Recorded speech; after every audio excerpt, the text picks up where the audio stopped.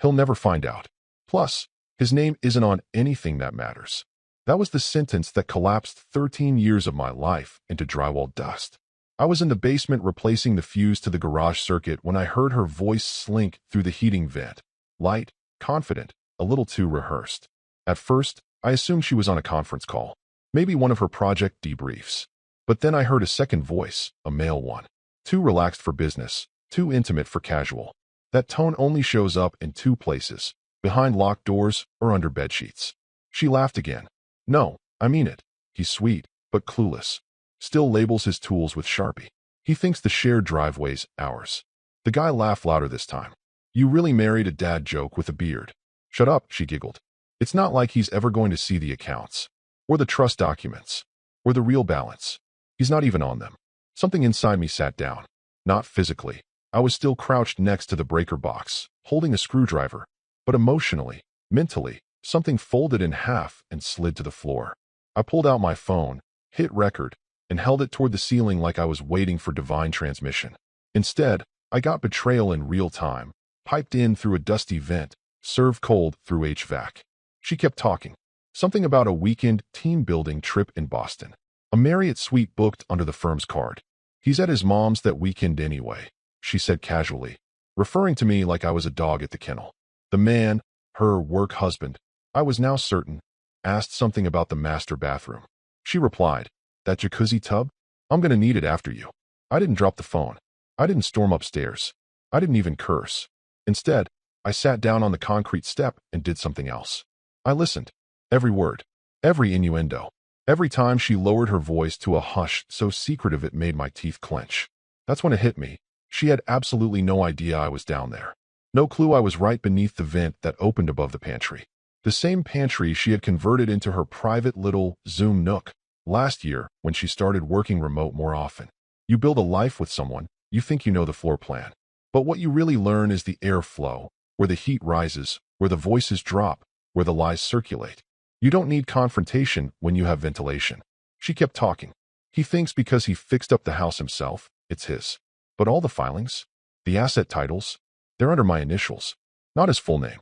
He still signs Michael R., like he's a cartoon dad. And that's when I felt something I wasn't prepared for. Not pain, not even betrayal. I felt amused. She thought I was dumb. Worse, she thought I was harmless. That was her real mistake. By the way, if you're still listening and somehow not subscribed yet, you should hit that button. A lot of people just listen without it, but it really helps the team keep these stories coming, especially the ones people don't want told. Anyway, I ended the recording at exactly 18 minutes and 43 seconds. Long enough to establish intent, timeline, financial motive, and extramarital context. Samuel would know exactly what to do with it. But I wasn't there yet. First, I backed it up to a drive I keep hidden in the panel behind my toolbox. Then I sat on the steps, staring at a spider building a web between the water heater and the vent pipe. It looked busy, methodical, like it wasn't afraid of what it was about to trap. She didn't come down the stairs that night. Never thought to check. She probably assumed I'd taken my nightly walk, like I always did after dinner. My routine. That's the other thing about long marriages. Your habits become your camouflage. I heard her footsteps eventually. Not toward me, just the bedroom. The door shut. No hesitation. I stood up, walked to the fuse box, flipped the garage line back on, and looked at the sharp labeled panel she'd mocked. Shared driveway. I muttered, we'll see about that. She left the house like she always did. Perfume too strong, heels too loud, car backing out like she owned more than just the driveway. I watched from the upstairs hallway window, the one she forgot fogs up when the furnace kicks on. Same path, same smirk, same oblivious rhythm. She never once looked back. Good. I waited exactly 7 minutes after the garage door shut, enough time for her to get through the traffic circle, then grabbed the ladder from the coat closet and climbed into the attic. She hated the attic, claimed it made her itch, said it smelled like a retirement home full of unsold hobbies. That was fine by me. It meant she never noticed the metal file box hidden in the rafters behind an old treadmill she swore we'd use one day. Inside that box were 10 binders. Notebooks, really, but labeled like a war general's dossier collection. One for each year since she'd started working at the firm. Another binder sat off to the side, unlabeled, thicker, heavier, more deliberate. That was the one I reached for. Inside, scanned copies of purchase agreements, equity transfers, insurance policies, vendor invoices, and escrow letters. Bank statements she never knew I pulled from the mail before she got home. Even the mortgage amendments. She'd never seen those. Her name was on the house for optics. My money bought it. Before the firm, before her rise, before her boss became a household name. She once said during a dinner party, loud enough for everyone to hear, "Oh, I don't do paperwork. Michael loves that stuff. Nerds out on it." I wasn't nerding out. I was building insulation. I flipped to the section labeled Trust. 3 signatures. Hers, mine, and the trustee, her former mentor. The one who had once drunkenly told me over Thanksgiving wine, "You'll want a backup if she ever changes course. She's got ambition, that one." That man was dead now. Pancreatic cancer. Left quietly. But his signature? Very much alive. Next section. The deed to the vacation property in Ashland. Purchased with my inheritance, titled in the LLC I created before we married. She'd listed it as joint marital asset in her firm's internal equity declaration. Big mistake. I pulled out my laptop, fired up the drive with encrypted backups, and uploaded the audio from last night. Labeled the folder Deliver at Dawn. I wasn't shaking. I wasn't even angry anymore. Anger was a luxury for men who hadn't spent a decade being patted on the head by the woman they bankrolled. I clicked open an old email chain with Samuel Grant. 5 years old. Last contact. A link I sent him warning about a paragraph buried in an acquisition deal that would have gutted his entire division. He replied back then with, "How the hell did you catch that?" I never answered. Now I typed just 4 words. "Time to collect, Sam." Attached the folder. Clicked send. Then I stood and looked around the attic like a man surveying a crime scene before the body drops. Not a speck out of place. Not a single thing she'd recognize as dangerous. I'd spent so long being invisible, I'd forgotten how useful it was. She used to laugh at me for watching documentaries about espionage. "You'd have made a terrible spy," she once joked. "You can't lie to save your life." No, but I can tell the truth quietly enough to ruin someone else's. The attic creaked when I climbed down, a soft groan of wood shifting under weight. I paused on the last step and looked back once at the binder shelf. You don't need to shout to end a war. Sometimes, you just need receipts. Samuel Grant answers his phone like a man who sleeps with one eye open. 1 ring. That's all it took. He didn't say hello. Didn't ask how I'd been. Just, is it happening? 5 years of silence. No birthday texts, no beer meetups, no fake nostalgia threads. But he knew. He knew the tone in my voice before I even spoke. That was the kind of man Samuel was. If you ever saved his life, he remembered exactly where to aim when it was time to return the favor. I said 3 words, "Check your inbox." 30 minutes later, he texted, "I'll handle the distribution. Be ready by 11. No emoji. No legalese. Just pure, surgical action. I sat at the kitchen counter, the one she insisted we install with quartz waterfall edges to impress her boss during dinner parties. I stared at the grains in the stone like they were coordinates. A map of everywhere I'd gone wrong. Then I made coffee. Not out of habit. Out of ritual. She liked her lattes with oat milk and 2 stevias. I made black espresso. Just for me. Double shot. The smell filled the room. Bitter and clean. The clock read 8:42. Samuel wasn't just corporate counsel. He was corporate artillery. Quiet, behind the curtain, whisper in the boardroom type. He drafted bylaws that got read into acquisition agreements while shareholders were still sipping scotch.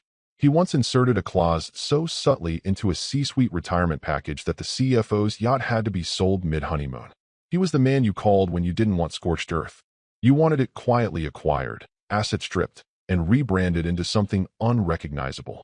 He owed me because 5 years ago, I caught a clause buried on page 83 of a merger contract that would have nullified half his client's preferred stock and tanked their standing in a joint venture. I didn't tell him right away.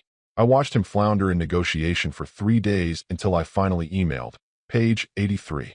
Paragraph 4. Subsection B. You missed it. He called that night. Said, "You just saved me 6 lawsuits and probably a heart attack." I said, "Just keep the score." Now, it was 9:03 and the file was moving. He hadn't asked for edits. Hadn't questioned my intent. He understood the value of timing. In that folder was the audio file, labeled cleanly. Marriott Call, unredacted.mp3. A PDF of real estate purchases with financing columns highlighted. A copy of her firm's declaration form, with the falsified asset fields marked. And most importantly, a spreadsheet I'd titled, Material Misrepresentation, Cross-Reference. Samuel would know how to use it.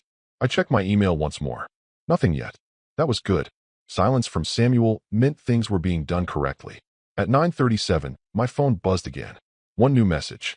From an unknown address. No subject line. Just a secure link. I opened it. A list. Board members. General counsel. Risk officer. Her direct supervisor. And one name at the bottom I didn't expect. Eric Weller. The name she once whispered in her sleep. The man she introduced me to last year at their firm's holiday event. Hand on his arm a second too long, saying, "This is Eric. He's just my work husband." I'd laughed back then. Now I just stared. Next to his name, Samuel had added one line. Blind copy. Scheduled 10:58 a.m. Samuel wasn't playing checkers. He was playing clinical, multi-board chess, with weighted pieces and no clocks. I refreshed the page once. Nothing changed. Of course not. Everything was set. The email would go out at exactly 10:58. Not a minute earlier. Not a second late. There would be no time for her to intercept, to spin, to call anyone and pre-cry her way out of accountability. I poured a second coffee. Watched the steam rise through the morning light. By the time 11 o'clock hit, I wouldn't need to say a single word. Not to her. Not to anyone. Samuel would let the file speak for itself. 10:43 a.m. Her phone buzzed once. She glanced down mid-sentence, still smiling from whatever nonsense she was spewing in the morning check-in with her assistant. Probably a half-baked plan to secure a speaking spot at some Women in Finance Summit. She loved that kind of thing. The optics. The applause. The illusion of benevolence wrapped in authority. The caller ID froze her mouth mid-word. Eric Weller. She stepped into her office, shut the door a little too hard for casual, and pressed accept. "Hey," she said, still playing casual, like she didn't hear the ice in his silence. His voice came back, low and brittle. "Your husband's attorney just CC'd the board, including your risk officer, including compliance." Pause. "And including your work husband's wife." Her breath caught. Just for a second. That half-second inhale where your brain screams while your face tries to stay neutral. Then she forced a laugh. "Wait, what? What are you talking about?" "I'm talking about the email we all got 10 minutes ago," he said. "The one with a recording of you saying, 'He'll never find out.' Plus, his name isn't on anything that matters." Another pause. Dead air this time. Eric didn't fill it with sympathy. Instead, he added, "That's perjury in light of these attachments. An asset misrepresentation. Possibly a violation of our internal disclosures. Your equity statement is on file. You signed it under penalty of revocation." That's not." "Wait, this is a misunderstanding," she stammered. "There's no context in that clip. We joke around." He cut her off so cleanly, you could hear the click in his teeth. "You'll need to clear out by 3. And bring your badge." She didn't respond. He didn't repeat it. He just hung up. She stood in silence. Corner office, 15 floors up, windows overlooking a city that suddenly didn't seem to recognize her. Her hand lowered the phone slowly, like it had become heavier. Her reflection stared back at her in the glass. But the face wasn't smug now. It wasn't composed. It was confused. Because she wasn't stupid, she was just arrogant. She knew there was only one person with enough knowledge, access, and patience to pull this off. And it wasn't Eric. Her mind was already racing. If the board had it, then legal had it. If legal had it, then compliance would call. Then HR. Then it's a leave of absence. Then a voluntary resignation. Then she's locked out of the system before she can send even one panicked "don't open that" email. She rushed to her laptop. Typed in her password, wrong. Tried again, still wrong. The system had already started the lockdown. She opened her drawer, pulled out the folder she kept for emergencies, printed statements, contacts, that last resort letter she once bragged about at a wine night with her mentor. The folder was empty. She looked again, hands trembling. Gone. She buzzed her assistant. No answer.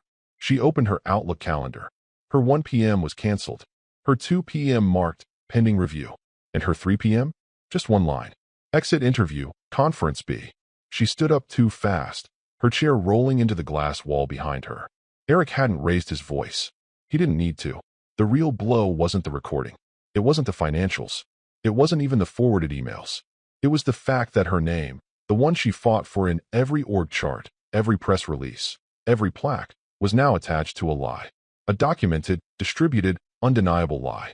She clutched her badge like it was a seatbelt. But the crash had already happened. At 11:15 a.m., the board convened an emergency call. No formal notice, no scheduling courtesy. The kind of call where no one makes small talk because the stakes are too high for charm. Most of them had seen the email by now. The subject line had been neutral enough: compliance materials, immediate review. But the attachments? They weren't neutral. They were a quiet explosion. 7 files. The audio was just the headline. It opened with her voice, clear as crystal. He'll never find out. Plus, his name isn't on anything that matters. A beat later, the man's laugh. Then more. Specifics. Mentions of trips, tax filings, names of properties. Even that little jab about me still labeling things like a garage sale dad. But it was the documents that did the real damage. First attachment. A purchase contract for the Ashland property, signed by her, but financed entirely through my inheritance fund. The metadata showed I'd wired the funds 4 days before closing. Her firm had listed it under her declared assets. That's a felony-level misrepresentation for someone in her position. Second attachment. A trust document listing her as co-beneficiary on a rental property. But the trustee? My late uncle. And the originating funds? A passive income account in my name since 2008. She had no legal stake, just her name on the envelope. Then came the spreadsheet, titled plainly, Verified Contributions and Title Discrepancies. Samuel had color-coded the entries. Green for fully funded by me, yellow for jointly funded, red for falsely declared in her disclosures. Over 85% were green. And next to each entry, a corresponding quote from her firm's own compliance forms, where she claimed sole or joint ownership. The board's chair cleared his throat. So, she knowingly misrepresented asset ownership on her declaration forms. One of the more senior members replied dryly, "If these files hold up, she's a liability, not just to herself, to our entire disclosures process." Another chimed in, "She's on 4 committees: governance, ethics, procurement, and audit. She signs off on this exact kind of stuff for others." Someone else said, "You all saw the blind copy list?" A beat of silence. They had. The list included not just internal stakeholders, but 2 external compliance officers, and, most damningly, the firm's institutional client liaison. That meant clients would see it. And clients don't like surprises. That's when the tone shifted. This wasn't about cheating anymore. Not about some tawdry affair or a bitter husband with receipts. This was about exposure. This was about whether the firm could survive a scandal that touched its governance committee chair. Another board member asked, "Do we know who sent the file?" The chair answered, "It came through corporate counsel. Under privilege. The sender was redacted, but let's not pretend we don't know." Polite chuckles followed. Hollow. Uneasy. They voted. Unanimously. She would be suspended pending investigation. The firm would release a statement about a personal leave of absence. And internal systems would be scrubbed to prepare for external audit. Somewhere during that vote, her calendar appointment auto-updated.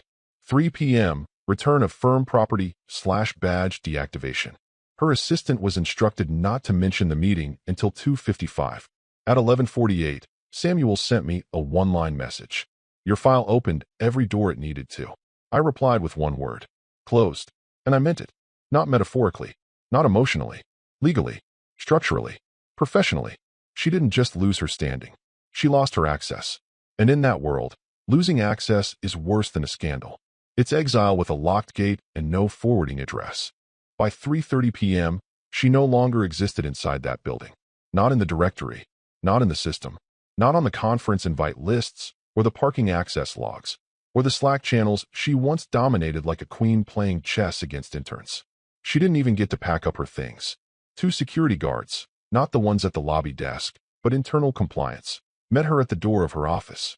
One carried a firm-issued laptop sleeve. The other held an inventory checklist.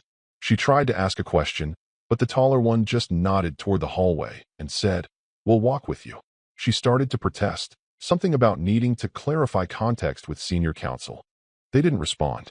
She passed the open floor, walked by 3 people who pretended not to see her, and 1 intern who looked up, confused, mouth slightly open. The girl had started just last week. Her orientation packet still sat in the kitchenette. My wife, ex-wife, had probably welcomed her with one of those soft-voiced speeches about collaboration and integrity. The irony could have broken a window. They reached the elevator. 1 floor down, she tried to text someone, screen locked. 2 more floors, badge access pinged red. Ground floor. The doors opened, and her legacy evaporated. No press release. No announcement. Just the quiet thunk of her ID badge dropped in a tray labeled, "Terminated. Hold for HR." She walked out into sunlight that suddenly looked accusatory. At 4:12, my phone rang. Her name flashed across the screen like it hadn't done in months. My phone had learned to filter most of her messages, prioritizing delivery confirmations and security alerts instead. I let it ring. I let the silence stretch. Then came the text. Can we talk? No emoji. No period. Just that. Not even capitalized. Like she was typing through shame. I waited 5 minutes. Long enough for her to sweat. Then I opened my files, found the screenshot of her work husband message, the one she sent while I was at my mother's for the weekend. I swear, if I have to fake another quality time dinner, I'm going to throw that damn roast chicken in his face. We both know whose bed I'd rather be in. That line. That smug little line that dripped off her tongue and onto his screen while she wore the necklace I gave her for our anniversary. I saved it as a PDF. Attached it. Typed one sentence beneath it. Turns out my name was on everything that mattered. Sent. Delivered. Read. No reply. None was needed. The trap hadn't sprung with a bang. There was no shouting match, no broken glass, no door slammed off its hinges. That's the kind of chaos people expect when they think about betrayal. Explosions, dramatics, public meltdowns. But not this. This was clean. Precise. A surgical removal. Her job didn't fire her. They deleted her. Her position was already reposted internally. I knew because Samuel sent me the link an hour later. The title was the same. The salary range was lower. The firm knew exactly how much she wasn't worth anymore. That night, I grilled a steak. Medium rare.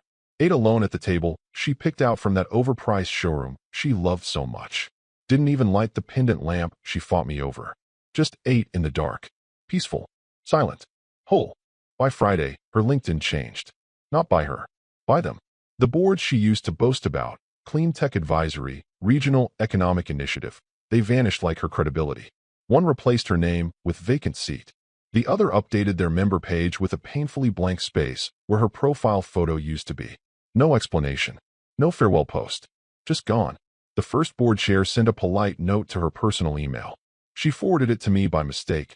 Must have hit the wrong Michael in her contacts. It read, in light of recent concerns, we'll be pausing your public involvement until internal counsel completes review. Please refrain from using the organization's name in any promotional capacity. Translation, don't even mention us at brunch. The speaking invitation for that innovation panel in D.C. canceled without ceremony. Her assistant, well, former assistant, got the notice first and never passed it on. She found out only when the email bounced back read, this event has been rescheduled. Your participation is no longer required. She tried to salvage it. Of course she did. Started calling old colleagues. People who once toasted her at awards dinners. Women who called her a trailblazer in group chats. Men who called her the real engine behind the firm when Eric wasn't around. Most didn't answer. The ones who did gave her the same 3 phrases. That's tough. We're all shocked and just laying low for now. One even said, you know how optics work. I have to think about the firm. Her mentor, the one who used to call her his protege, blocked her entirely. No warning. Just a deadline and a scrubbed contact photo. He'd built his reputation on championing high-integrity executives. Being looped into a scandal with falsified financials and sexual misconduct, even peripherally, was not the hill he wanted to retire on. And her work husband? Silence. She called him the day after the audio leaked. Straight to voicemail. She called again. And again. At some point, the line stopped ringing entirely. That's what happens when someone blocks your number from all devices and removes you from shared calendars. His wife had the audio. Of course she did. Samuel made sure of that. Not vindicatively. Just completely. She'd received a secure email titled Disclosure, personal recording relevant to financial inquiry. Inside was the full unedited audio. Not just her voice calling me clueless, but the part where work husband joked. So when's the next fake fight? I missed the hotel sheets. It wasn't just that they were caught. It was that they were caught being amused by it. His wife apparently played the clip on their Sonos speaker. At dinner, with his teenage son 2 rooms away. He was last seen checking into a downtown extended stay, company laptop still in the bag. And her? She sent me one last email that weekend. No subject line. No greeting. Just a sentence. How did you time it so perfectly? I didn't reply. Not because I didn't have an answer, but because the truth would have hurt worse than the silence. She thought I'd been asleep for years. What she never realized is that quiet isn't the absence of awareness. It's the buildup of clarity. By Sunday, the woman who once filled rooms with her voice, her posture, her brand, had become something worse than hated. She'd become inconvenient. too radioactive for sympathizers, too well-documented for defenders. Even the group chat she moderated, ExecWise Connect, voted to remove her as admin. The notification popped up while she was still trying to draft an apology video. Deleted by majority vote. Removed. Not muted. Removed. A week later, just after sunset, she pulled into the driveway in the same car she once bragged her bonus paid for. Never mind it was leased under my name. I watched from the kitchen window as she sat behind the wheel for a solid 5 minutes, staring at the garage door like it might blink and let her in. Then she stepped out. No heels this time. No blazer. Just faded jeans and a cardigan I vaguely remembered from our 3rd anniversary trip. Her hair was unwashed, tied back like an afterthought. She didn't knock. She used her key. I let her.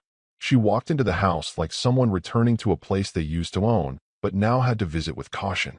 She stopped in the doorway of the kitchen, looked around, and said nothing. The table was already set. 2 plates. No wine. Just water. We sat. Forks scraped. Clocks ticked. She didn't touch the chicken. I didn't ask her to. Halfway through the meal, she tried to speak. I saw her eyes welling, the throat click, the lip tremble. That little pre-cry performance she used to give during tough client calls. The same one she used the night she told me she needed more freedom. She sniffled. I chewed. She pushed her plate aside. I haven't eaten in 2 days, she whispered, like it was a confession. I nodded once, not because I pitied her, but because I believed her. Do you even hate me? I didn't answer. Because hate requires energy. Hate means you're still orbiting the person, still reacting. And I was done reacting.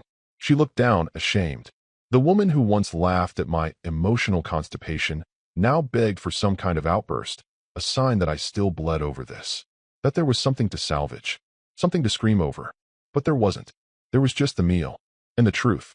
Finally, she whispered the line she must have been rehearsing since the night the email went out. You never yelled. What?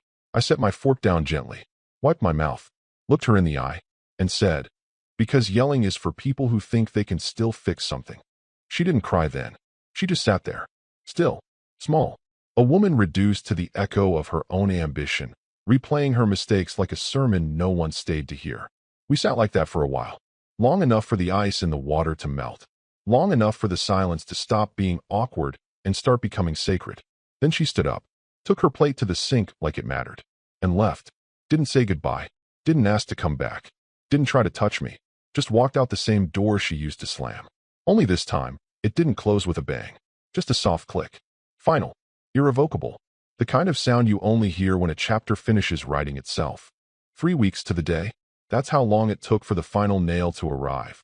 Not with drama. Not with sirens. Not even with the kind of dramatic signature she used to sign her email footers with. Just a beige envelope. Thin.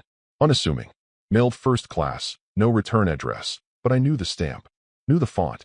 Knew the dry, brutal elegance of corporate closure. Inside was a single-page letter from the Office of General Counsel. No small talk. No apology. Just the facts.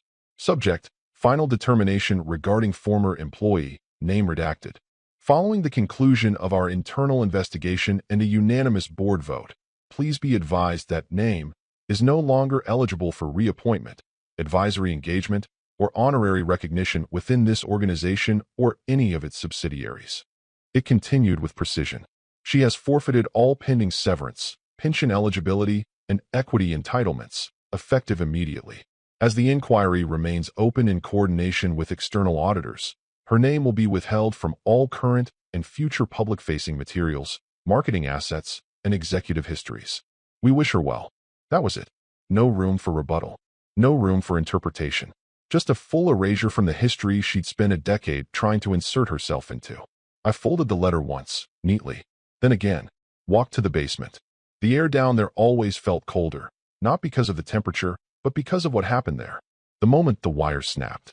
The sentence that tore everything down with the quietest force imaginable. He'll never find out. Oh, but I did. I stood in front of the fuse box. The same one I'd crouched in front of when she said it. The same one I'd flipped back on like nothing had happened. And right above it, behind a screwed-on metal panel that used to house old insulation reports, I placed the letter, framed it in clear acrylic, labeled it with a black strip of label tape that read simply, Resolved. Some people keep trophies on mantles. I kept mine near the HVAC duct. A reminder of how power doesn't always look like fury. Sometimes it looks like a beige envelope and a quiet man with a long memory. A few days later, she texted again. Just one line. Can we start over? I didn't reply, not because I was angry, but because there was no we left to restart.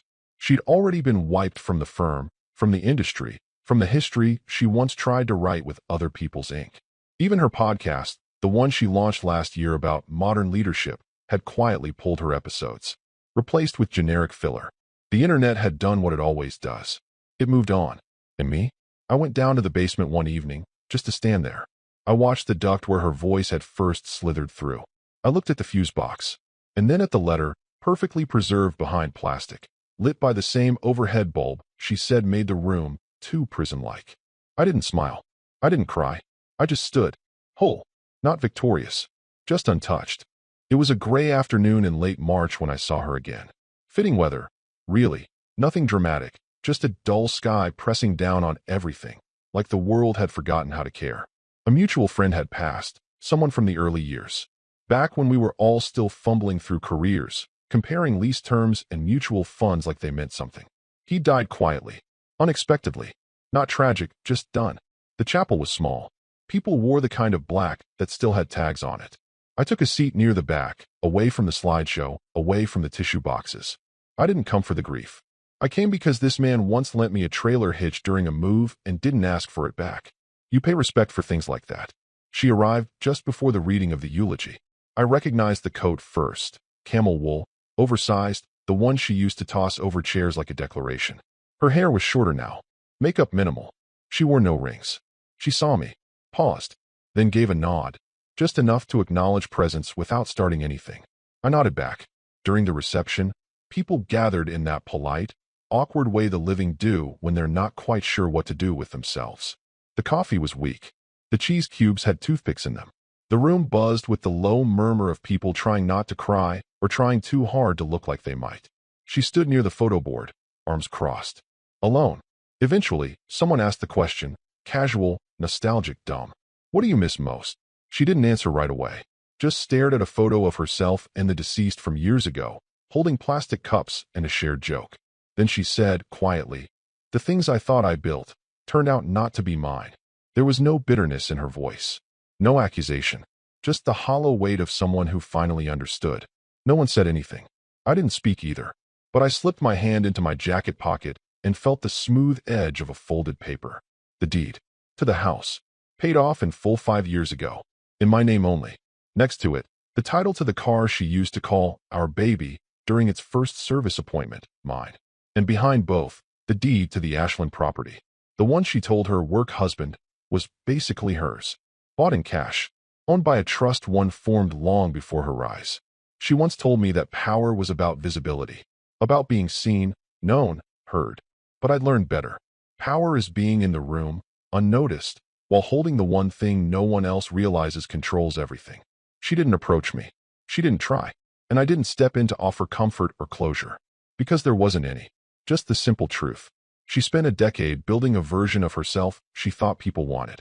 I spent a decade quietly making sure that no matter how far she ran, the foundation stayed under my name.